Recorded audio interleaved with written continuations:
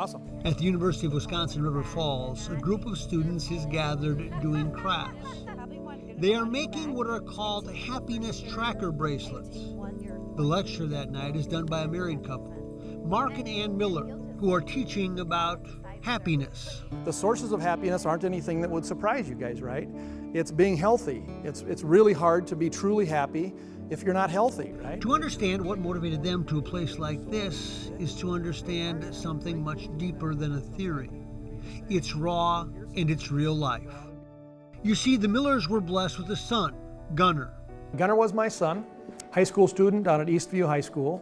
Soccer player, lacrosse player, kind of an ex-gamer a little bit. He loved to snowboard and skateboard and rollerblade and had a ton of friends, was a great kid.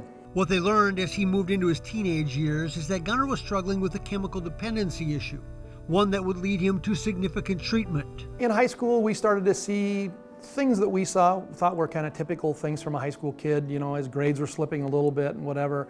Finally, his senior year of high school, we discovered that he had a fairly substantial problem with alcohol. We got him into the program at Hazelden. Ended up doing another program in a great place in Montana, and then ended up at another program in Washington. He had returned to the Twin Cities, leading a life of sobriety.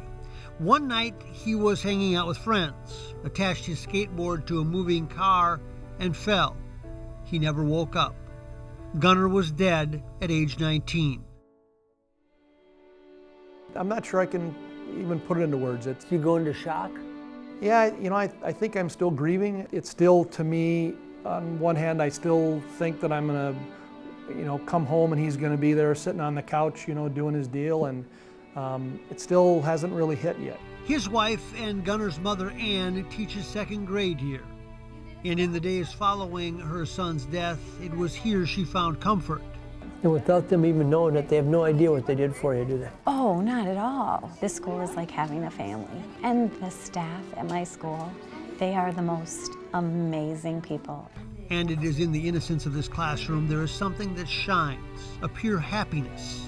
They're pretty much happy all day long. Little things make them happy. A lot of the friends that he met in rehab would just say, oh, he taught us that we could be so happy and be just have some of the best times of our lives completely sober. Which brings us back here to a college campus. It's part of what is called the Gunnar Project. The premise is simple. Get to our youth and define happiness so they can ultimately live it. When I read the story, tears came to my eyes, and immediately I thought, this is exactly the type of project that our students need to be involved in. So from a class project now to working with Marc with our Marcom Student Club, it's a great opportunity for students to get involved and give back to the community.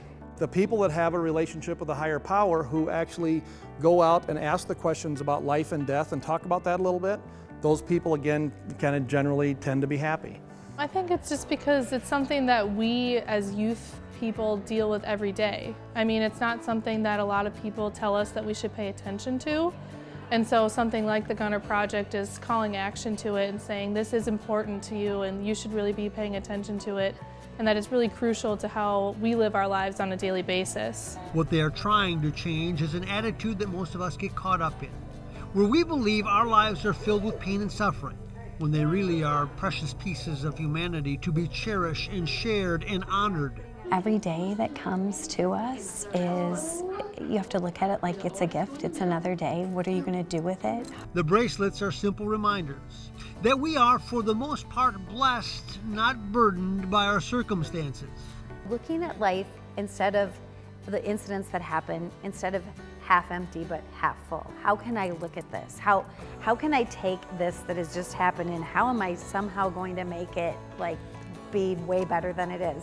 The interesting thing is that happiness is all about now. You can't worry about what's in the future, and you can't worry about too much what's in the past. I think the most important thing that I want the students to take away from this opportunity is that anything can make them happy, and life is too short to be overly concerned with kind of the small details.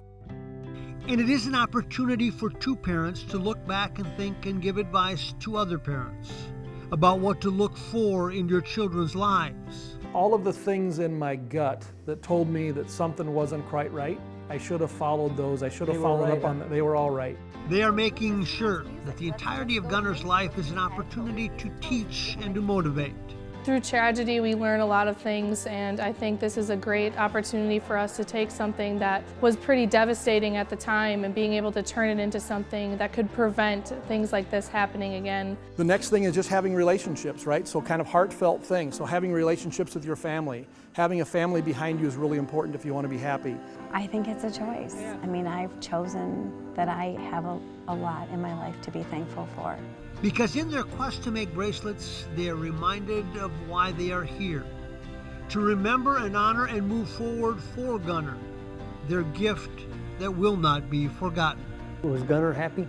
I think so, and I think one of the reasons that he was happy again was because he had sort of the deep, heartfelt sense of happiness because he was constantly trying to make others happy. Life to the Max is brought to you by Life Touch, photography for a lifetime.